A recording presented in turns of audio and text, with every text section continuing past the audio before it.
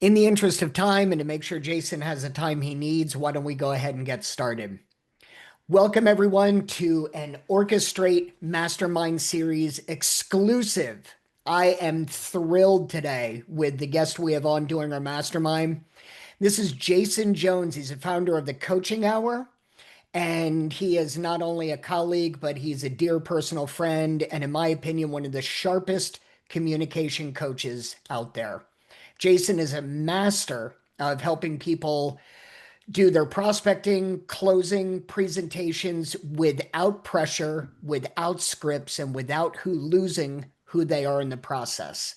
Jason today is here to show us how to make every conversation easier and more effective. And I, for one, am extremely excited to hear this today.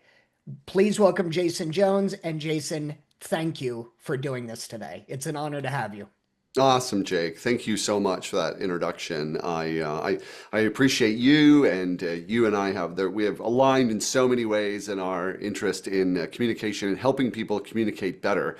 For creating the Orchestrate tool has made what I am able to help clients do like 100 times easier, and so that they can run with it faster. And so that we're going to be demonstrating that today.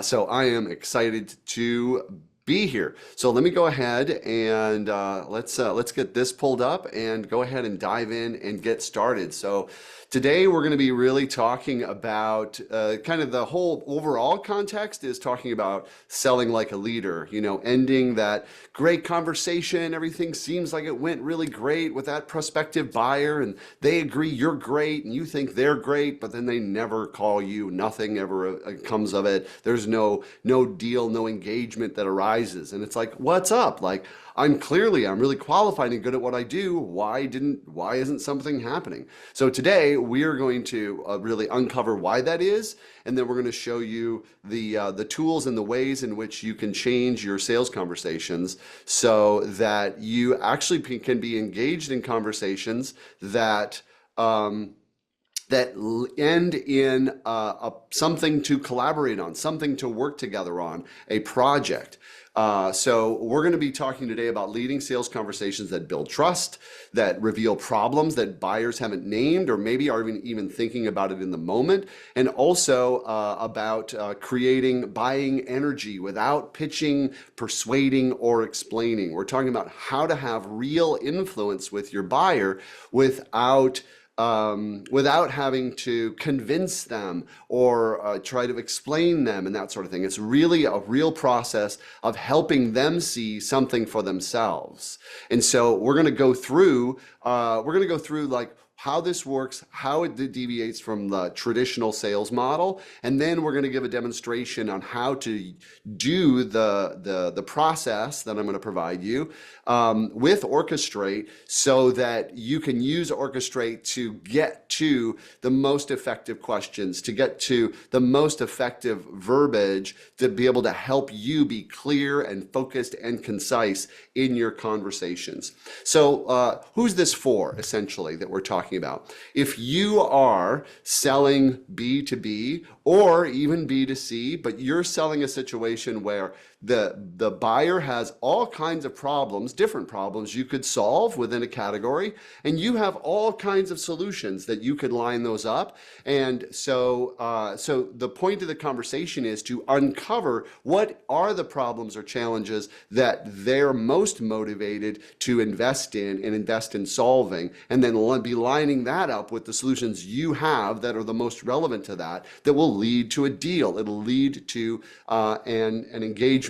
So this is highly relevant if you're in consulting of any sort and fractional leadership of any sort. This will be really valuable to you and be a game changer in terms of moving your conversations to just talking about things to speaking to what you can do and how you can collaborate together.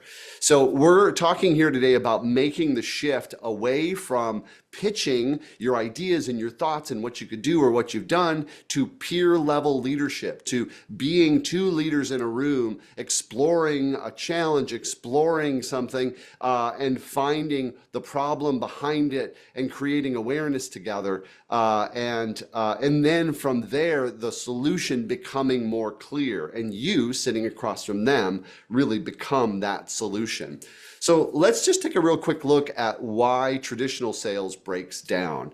So the biggest challenge with traditional selling is traditional selling says, speak to the problem, find the pain, and then pitch to that problem. And here's the issue that happens with using this kind of approach. If you just go in and you just have them identify a few problems that they have that are in your wheelhouse, and you immediately start pitching to like what you could do to solve that and how you could fix that, you're going to find yourself in more cases than not getting to the end of your pitch saying like, what do you think? And they're saying, oh, that's interesting. I think those are some good ideas. But then that's where the conversation falls flat. It's like, well, do you think we should do something about it? I mean, how's this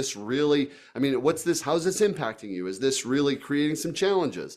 Yeah, I did a few, but I think we've been handling it. And it's kind of like, it doesn't really get any deeper than that. And you're really left in a place where you're wondering where to go. And the conversation often wraps up, and then there's no actual clear direction for that collaboration or for something to get established or clarified to actually do together inside of a consulting engagement. This model really relies on that buyer already knowing the problem that they want to solve and being really clear about it, and then they're just evaluating solutions. But that's not actually how this kind of sales is done. How this kind of sales is done, often the best opportunities are when your buyers are not even looking for you, and you get engaged in a conversation because they get curious about a problem that you are expert at that they've been experiencing, they don't have a clear solution to. And the whole point of the conversation is for them to become aware of what it is that is creating that problem as a result of your guiding their awareness to recognize where those challenges or problems are being sourced from, which then makes you as the solution that much clearer because you brought them to that awareness. And if you are the one that, if you're able to bring that kind of awareness to them so that they can have the clarity and confidence to recognize this is the way to solve that issue, then that's where their confidence in your leadership as either a consultant or a fractional leader, that's where their confidence in their leadership starts to expand. It's also where the motivation to actually invest and do something about it starts to increase because it's right in front of them. Not because you explained it and then they just believed you, but based on what you're saying, but because you helped them see it. And if you're going to lead them through something, they're going to have to be able to see and recognize what you're leading them through and trust you to do that in the process.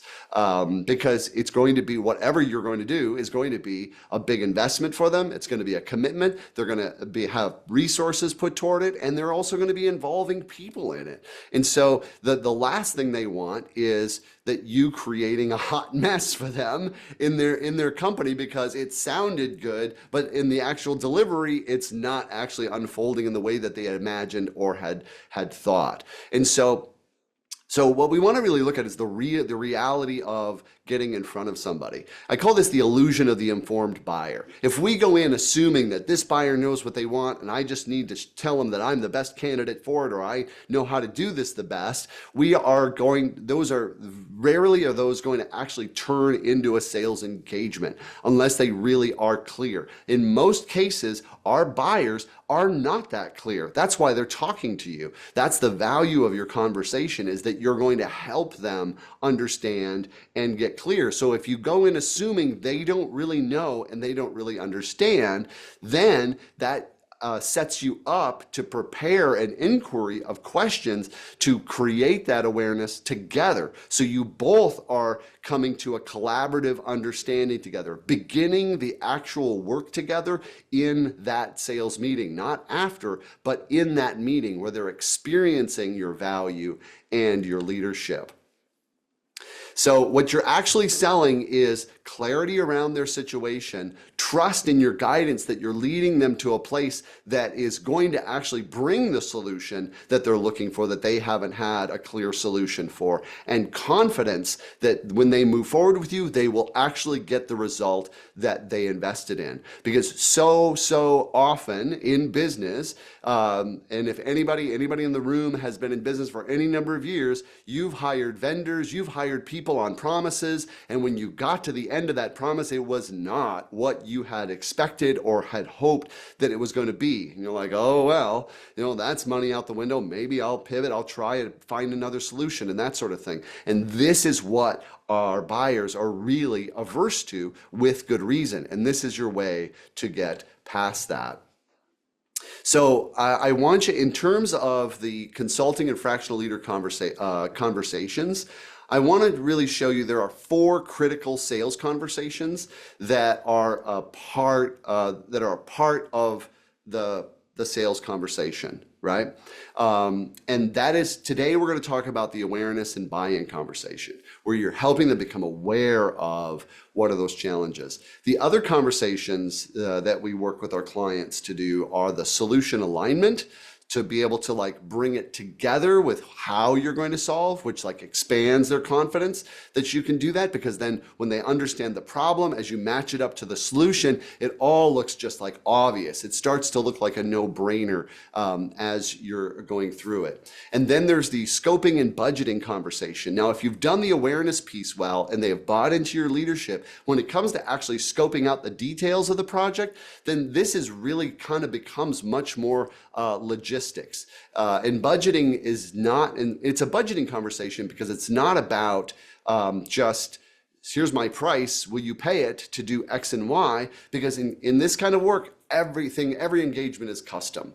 It's all custom in this kind of work, right? And so what we need to find out is what they're willing to invest so that we can line up what we can scope to that. What are they willing to buy today? Because starting with a smaller project than what you initially imagined gets you in the door, it gets you working with them, and the potential for you to expand that into a lifetime value with that client is much greater versus not getting it at all because you're selling the whole enchilada of what your offer or transformation is, or not, kind of thing. And then finally, the proposal review. And that's important because you never want to send them a proposal that you have done to have them evaluate by themselves.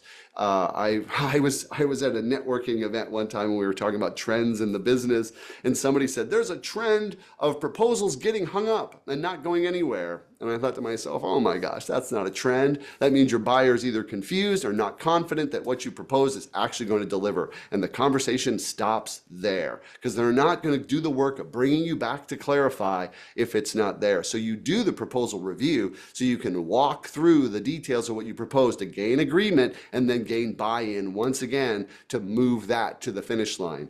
These are the steps that are going to ensure more of your deals are closing, and that the time that you spend in business development is actually going to be providing you what you need.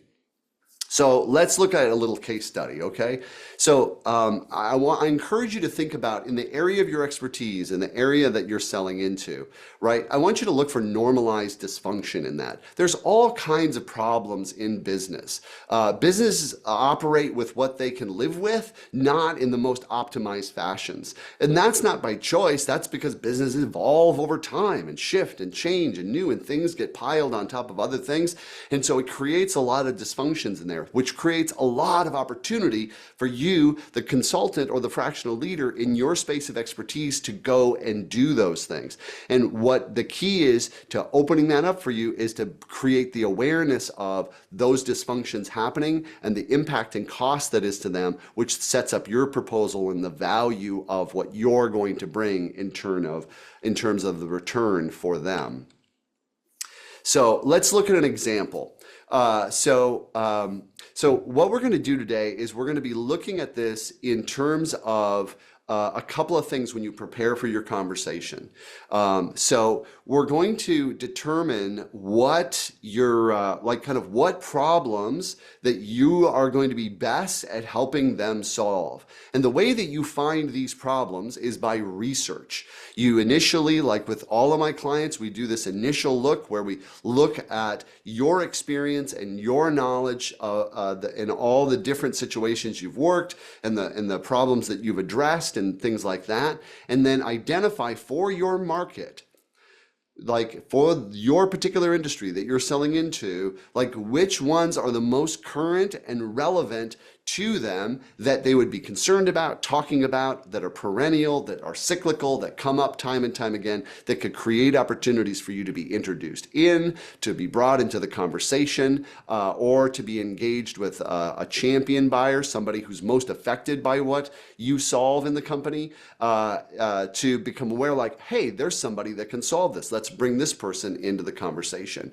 So when you get in the conversation, you need something to help guide you as you're guiding them through the process. Just knowing your stuff. And I was just at the FRAC conference for fractional leaders just a few weeks ago. There's so much expertise in that room. The conversations I had about the experience and what these people were able to deliver and what they've done and what they could do for companies was exceptional. But to convey that in a way that is valuable to the buyer doesn't come in just sharing your experience. That comes in asking the informed questions. It's your informed questions that have them think that is going to sell your credibility about what you know, not all just the things you've done or what you can explain about it. Because here's the thing, in our specialized knowledge, they're not really going to be able to fully understand exactly what we're trying to explain and what we see because of the depth of expertise that we have.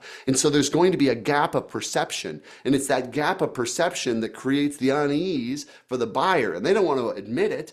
They just aren't feeling it. And all of these things are fostering a feeling of confidence. And the more they feel confident in the clarity of what they understand, then the more that they are going to feel confident moving forward. And if you know anything about like neuroscience and how decisions are made, they're 100% emotional. So we need to tend to those emotions, nurture that motivation, and have that rise as they become more confident that there is a really clear solution that's coming up. And to do that, what we need to do with the areas or the specific problems that we want to go in and solve for them is that we want to create a guide for ourselves to be able to walk that through and come in a prepared manner to walk them through that process and get into the depth enough so that they recognize that. Okay, so let's go ahead and take a look at this example. So this is the buyer awareness focus, right? So, and this is from an operations standpoint, right? Without clear systems, leaders get trapped in firefighting, always responding, rarely leading. Okay, so they're in reactive mode to what they're dealing with. Like this is really common in B2B. SaaS, software as a service startups and little technology firms where you have a programmer who's really good at programming and building out this solution, starting to sell it, starting to bring in people, and now everyone is kind of doing their own thing and coming to them constantly for with problems that the founder's going to solve and deal with. So they can't actually focus on growth because the founder's constantly is not leading, but constantly dealing with those things. So in the conversation, they have to become aware that the absence of these things are going to keep them trapped where they are, preventing their growth. So there is a clear cost to not addressing them, and the solution is sitting right across from them. Okay, and so then this would be an example of the sequence of questions that you would want to stack in order to create that awareness and then get them present to the impact. And what's important is the sequence here, because what a sequence of questions allows you to do is you start from broad to narrow, and you start then moving in closer and tighter into the recognition of what's going on behind things that is really creating the day-to-day stress and problems, to make it tangible, and then to recognize the impact that that's having on them. And what's really important about this awareness creating part of the conversation is that you're only exposing the gap so that at the end of this awareness creating conversation, you can then take and line up the felt and experienced gap and challenge to your solutions, which then is the relief part of the conversation. One of the big pitfalls that a lot of folks will make is that you'll ask the questions that will reveal the problem and then immediately start saying like, hey, this is what I could do to solve that and make that better for you. How would that be, right? That's way too soon. That's too soon in the process. This awareness creating is all about creating awareness in the gap. This also goes in terms of like if you just are having an exploratory conversation that isn't a formal sales conversation yet, and you are you're going in there to create the motivation to look deeper at what it would look like to work with you. In that time, never go to solving. You're always just asking the questions that are opening up the gaps and the challenge and the problem behind the problem and what it's costing them, so that the sale at the end of that conversation is to go into a deeper conversation to look at what it would look like to collaborate together to solve that problem. Because that's where the motivation comes from, is getting really present to the pain and impact of the challenge. By just giving the solution so many times, you'll end up with like, oh, great idea. Thanks, I'll go try that. Oh, well, let's just wait to talk further and after I give this a go and see what happens. Or, oh, I don't think I really need, right? Because that feels like that's satisfied. And you very well know that whatever little bit of information you gave them, that they're not going to be able to go and execute what you talked about because they're not clear enough on it to actually be able to do it. And this is a real common frustration for a lot of folks. And the problem is that you move to solve instead of just revealing the gap and empathizing with it, and then moving to, hey, I've had a lot of experience with this. You know, would you like to have a deeper conversation to look at how we might collaborate to solve that? Which is a real soft transition over into the formal sales conversation that goes deeper and then nurtures that motivation further for them to open up and invest. Remembering that the best opportunities are when they're not looking for you. They haven't already decided this is the problem, this is what I'm going to solve. As a consultant, if you only spend your time trying to find those people that are ready to buy exactly what you're doing, you're going to burn lots and lots of time and burn through lots of meetings that you could have turned into engagements, but you're just trying to find those that have already figured out that problem and now they're ready for you. The reason they're hiring you is to help them figure out the problem first and then apply the solution. So the first value prop is to help them figure out that problem first. So here's the question sequence this might look like to get clear on the absence of systems. So how much of your week gets pulled into solving problems you thought were already solved? Oh, wow, how much I thought. So now they're thinking about like, how much time do they do that, right? And how much time this is getting real for them because they're going through their own experience and their own imagination. And then we go a little bit deeper. What kinds of issues tend to repeat even after you've addressed them before? Like, oh yeah, no, I got things that come up like, oh, over and over again. We always need to do something about it, right? And they're elaborating on it. And as they're exploring their experience with this, it's starting to get real for them. Because you're not just explaining, well, this is what happens when systems don't work, or you don't have any, which is like, oh, that's interesting. This is now, they're getting into their lived experience of the impact of that. So how do these interruptions affect your ability to plan ahead? Oh, I can't plan ahead. Like we got a general plan. We know what we want to go, the revenue targets we want to hit, but it's like, but how do you actually like make and execute a plan for that? Well, I mean, we don't really, kind of thing. And then we get to the impact question. What's it like to carry that constant pressure of being the one that everyone turns to all the time? Right? And then they're like, oh, it's exhausting and it takes all my time. And it's like, but we'll get through, I think we'll get through this grind. Okay, mission accomplished.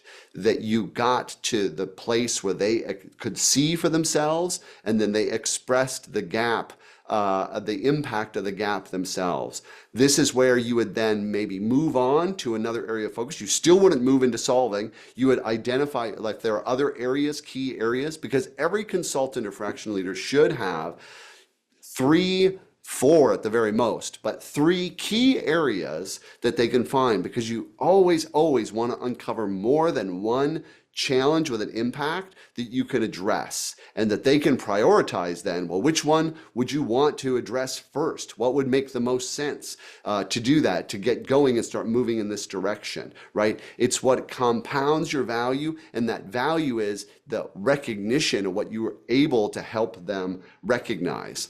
Now, this is something that is called neurostrategy, right? And what neurostrategy is this is how the brain thinks, how the brain processes problems, and how you actually create awareness for someone else so that they can see it for themselves to be able to react on that.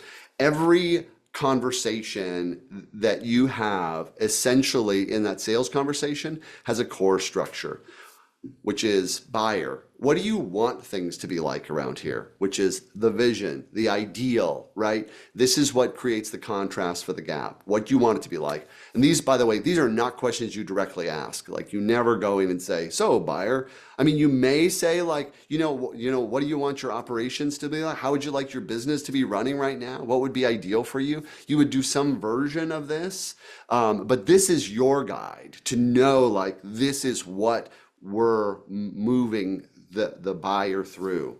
And then we want to explore what's actually happening. Oh, well, we've got breakdowns here. We have challenges there. We have all of these sort of problems, this sort of thing. And then exploring, like, well, like, what's it going to take to get there? What needs to be in place? And this then is what is starting to, like, really surface for them the incredible value that you can provide in moving them to the next place or the next step. Okay? So if we look at this in the flow of a conversation, what you would be doing is you would enter that conversation, you would build rapport with them, take leadership of the conversation, and this is really important, like, to always be leading your conversations. And the one who is asking the questions is the one who's leading the conversation and leading perception of that. And so that looks like really having an agenda for the meeting. And that doesn't have to be like a printed agenda, here you go, but at the opening of the conversation saying, like, okay, buyer, so this is what we're going to do over this hour. I want to be able to, make the most out of the value of your time. So I'm going to ask you a lot of exploratory questions. We're going to look at your operations. We're going to look at, or whatever that is of your area of expertise, and look at those challenges. And then if we uncover some things that I think I could help you with, I could share that with you later on in the conversation. But otherwise, this is really going to be about, like, helping you really get clear on what's really going on and what needs to be addressed. Okay, does that sound good? And they're like, great, now you are in charge. You just established that. They're following your lead. And this is crucial to being successful in these conversations. And then, of course, you do your question sequences where you explore from broad to narrow, clarify what they see, the impact it's having. And then there is the buyer reflects, and then you have that buyer reflect and summarize for you, right? Because you know that they bought into your leadership when you get to the end of the awareness sequence, and they are then actually selling you back to you. Right? So if we were to do this together, what difference would that make for you? What would that do around here? Oh my gosh, if we did this would be great. This would be amazing. I could see how this could change things. We could be more profitable. Great. Should we look at how this would look to do this together in engagement? Yes, let's do that. Right now they're bought in and they're ready to look at details and actually consider solutions. You've got them to that point. So that's the basic framework right there. Hey, Jason, we have a question from the audience. Yes. How would you handle a prospect pushing for a solution or quick answer to what they think is the problem, often arrived at internally or framed by what they've heard and believe, even if it's not actually true? Sure. So the best way to deal with that is to say, oh, that's a really, really good question. There are some things I need to understand first, though. So tell me this, and then start driving down into what is behind that and what is under that, and asking them more questions about it. If they're pushing you to just tell them a solution for what they've already deduced ahead of time, say that's really interesting. I need to understand more about what's actually going on here. So can I ask you a few more questions about that? Sure. And then you take it back and then you start asking your questions to go and uncover what you need to uncover to create the awareness. It's basically, that's what you're taught, what's being brought up there from the chat is the pull for leadership of the conversation. Not control, but the pull back and forth for leadership of the conversation. And so you always want to take it back. Don't just flip into answering questions and trying to line up your solution to whatever they're thinking, because you have no idea what they're thinking. And you have to actually uncover what they're thinking together so that you have a shared reality, so you both know what you're working with in order to influence their perception and really be an actual support for them. So that's one way to be able to handle when that comes up, and that does invariably come up. So let's go ahead. So that's basically the process. Here's what we're going to do right now. We are going to, let me see here on my slides. So what we're going to do right now is we're going to switch over to the Orchestraight the Orchestraight program, and what I want to do with you is we are going to work on creating one of these awareness statements, and we're going to create a question sequence so you can see how that's made, how that's done, and how it's done in Orchestraight. Okay. And so, and by the way, like, don't worry about like taking notes or trying to remember like kind of what I said here. I'm going to have a download link for you that is a complete guide to everything that I'm talking about today in terms of like the why, the what, and then how to create these question sequences with Orchestraight yourself. That includes the prompts you would actually put into Orchestraight that I'm going to be using in order to give you these. Because using this process together with the intelligence that that Jake has programmed into Orchestraight. So it already is better than any other AI. This AI is programmed to understand exactly what you're doing. It'll probably even praise you. It's like, wow, this is a great neurostrategy approach. I've gotten that too. Jason, you're really tapping into neurostrategy here. It's like, well, thank you, Orchestraight.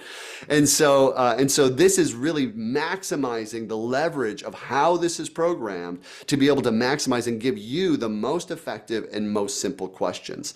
Because what's going to work against you is having not real good clarity on converting something that you know is a problem you want to explore into an awareness statement, so that they understand you understand what you're driving at to have them be aware. So you have the clarity of moving and asking those questions, moving through.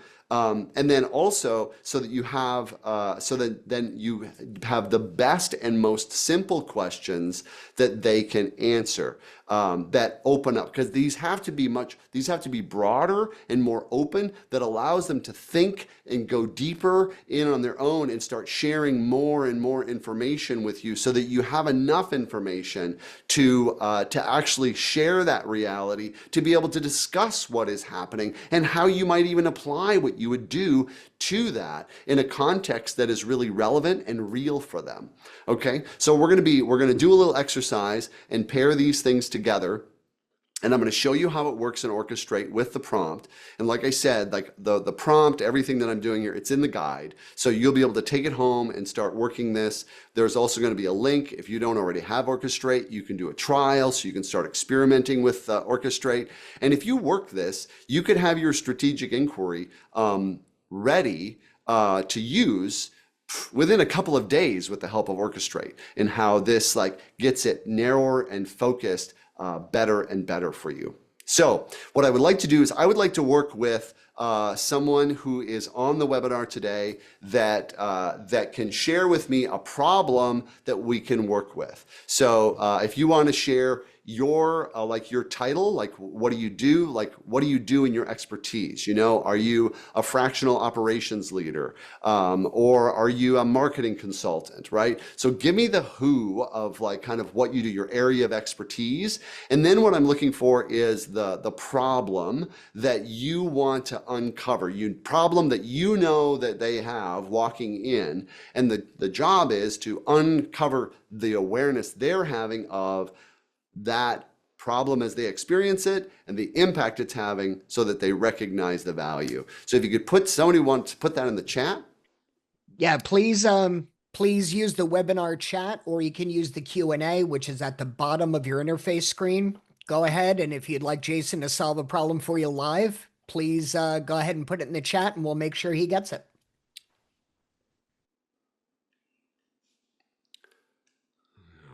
Okay, so I'm gonna pull up my Orchestrate screen for this. Bring my chat back. So let's bring up my Orchestrate screen so you can see what that looks like. And my chat and my Evernote. This is where we're in workshop mode here.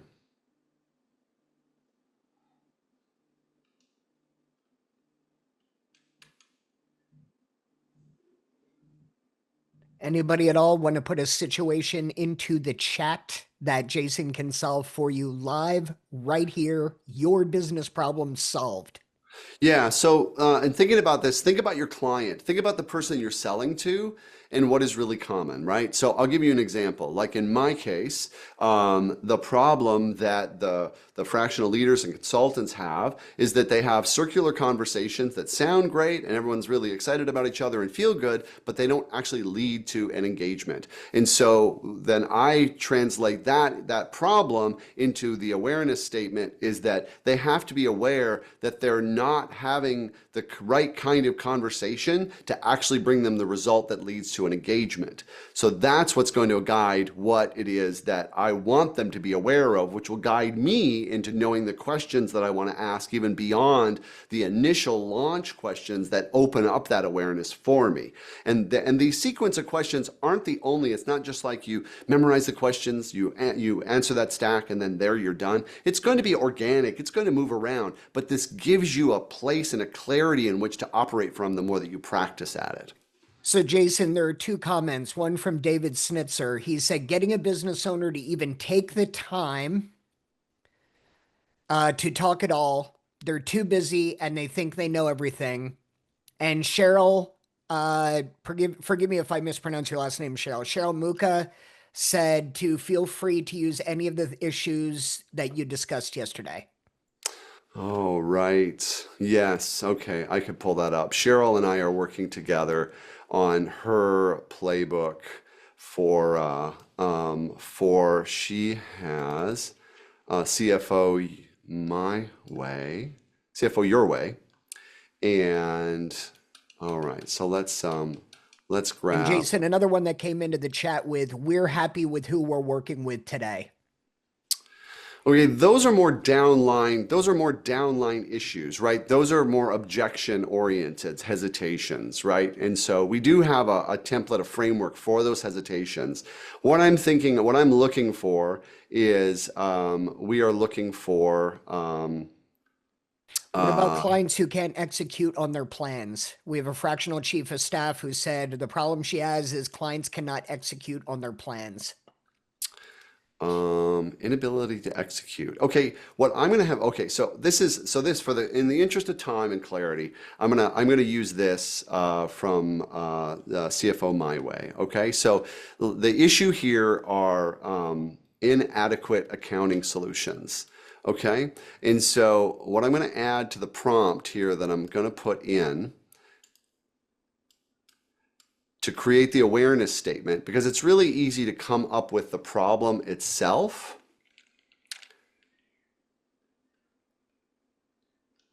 But turning it into a guide for you to guide that awareness is in doing that, right? And so, so the example here being that that they have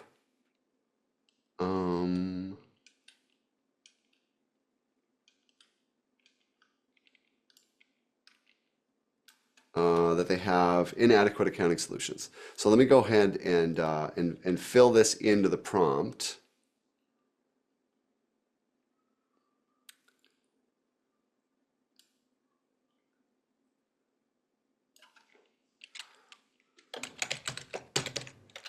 Okay.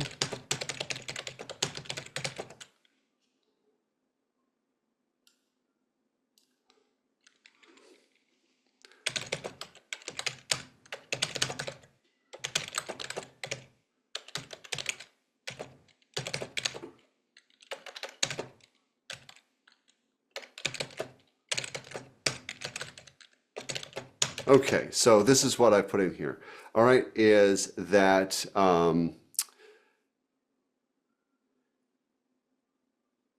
okay. All right. So I've got this prompt, and what I put in here is the problem, right? So when we just talk about the problem initially, it's like, well, the buyer's accounting solutions are inadequate for their business, where their business has grown. So I take this and I put this into Orchestraight. So many things to navigate here. I put this into my Orchestraight.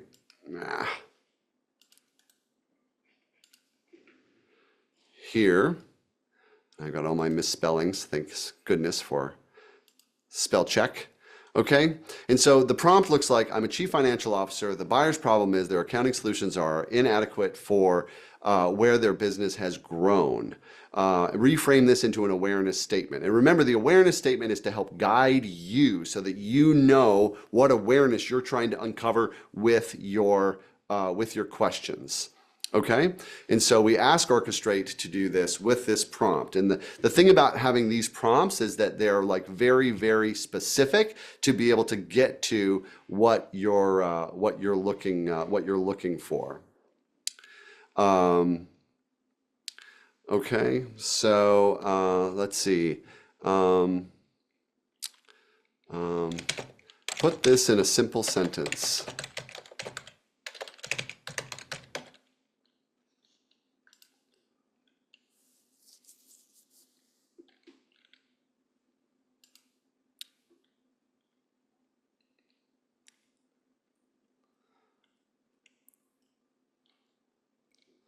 Okay, so here we have that the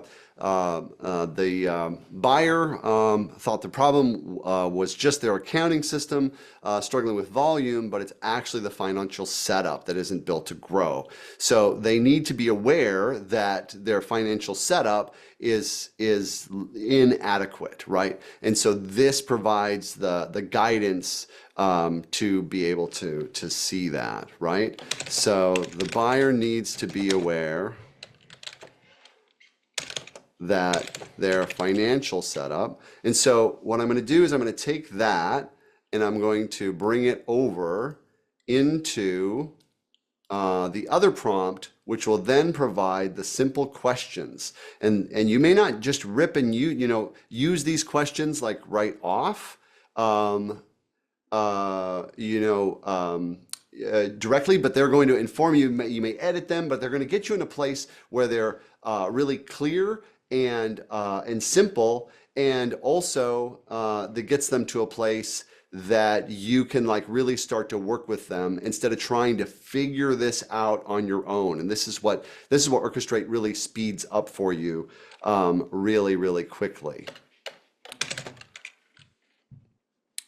So we'll put this buyer awareness statement in here.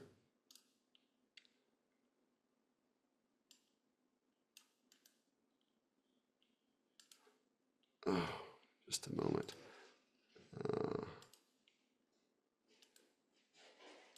So we're going to put the buyer awareness statement in here.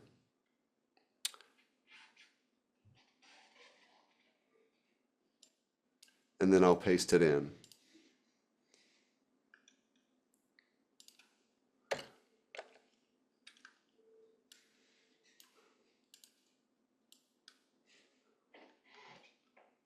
Okay. And so then we paste in this prompt.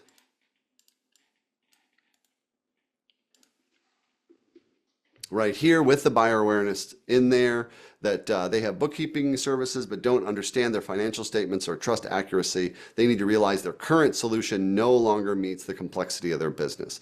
And so we want to ask questions so they see for themselves that their current solution no longer meets the complexity of their business. So we want questions that are going to uncover that so they can actually see it for themselves. And so then we put this up and then we get these kinds of questions, and this spits this back out. So first would be your broad opening question. How confident do you feel about the connection between your bookkeeping and your financial insights you rely on? How can you walk me through how your current system handles complexity of your business growth and reporting needs? And then what's it been like for you and your team when financial statements don't feel clear or trustworthy, right? And so you can see these questions are like opening up, they're opening up the awareness of this issue and this concern. And you could even say, make these questions more simple. Because the more simple they are, the better it's going to be for the person that you're talking to handle.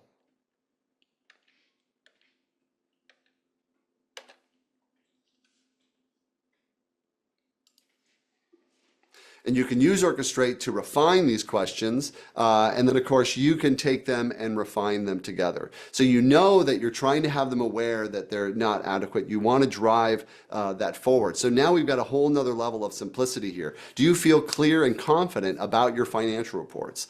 How well does your current setup keep up with your business changes? What's it like when you don't fully trust the numbers that you get?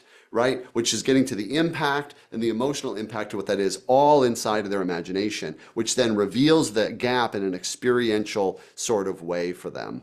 And that's how that works inside of Orchestraight, and using the AI to be able to give you the clarity and the language and to bring it into a space that is easier for you to understand and put together, like speeding up your process to get to clarity, because you're the one that's holding clarity for the individual, for the person that you're over there, and you're guiding them through what they're seeing and helping them put it together. So when you get to the actual stage where you do an initial verbal offer, like, well, it really appears that there's that you're not, with lacking of the awareness of like where the cash is coming from and going, you're really guessing on making investments and really, creating risks. You're unsure about how much you're going to pay yourself each month or how that's going to go, and this is really creating challenges. Is that about right? It's like, yeah, that's pretty much about right. It's like, so what would it be like if we actually were to put this into a coherent system, something that was like really clear, that gave you a real clear picture and actually told you something about where you're taking your business so you can make confident decisions? Oh man, that would be great. What would that do for you? Well, geez, I could like actually plan ahead and I can strategize and I can see our growth plan. All right, so does it make sense that to look at how we would work together on this? Yeah, let's move forward. Now there's buy-in. There's buy-in in the confidence and the leadership and the solution. And so that's the way in which we get to things.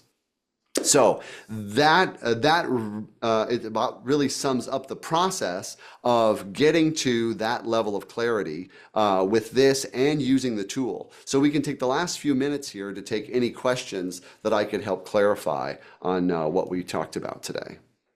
Jason, there's a great question in chat from John Armstrong here. It says, I'm confused about the timing of when to use AI for generating these awareness statements, as it makes sense to do so hypothetically, but we wouldn't use AI in a live discovery meeting with a prospect. Right. So when are we suggesting we do this type of skill building? This is preparation. This is how you prepare, right? So think of it this way. You identify the major problems and challenges that you believe that your clients are dealing with and be most motivated to have you come in and help solve them. Then you do market validation. You have lots of conversations with buyers or people inside companies that are affected by that problems, and you verify that those are the most great concerns, or if they are, how are they talking about it and how are they relating to that? And then you take that intelligence and then you start crafting the awareness that they need to be aware ahead of time using Orchestrate, that is your guide for your conversation for you to lead the conversation, so that you have memorized, I have 4 things that they need to be aware of that I need to move this conversation towards. And then you use Orchestrate to develop your very specific and refined questions that are going to really open that awareness up. And then you memorize those questions, right? The most important thing for you to memorize, in sales, people are like, I don't want scripts, don't give me a script. And I agree 100%. Scripts you're not in a play, and they're not going to actually say their parts, right?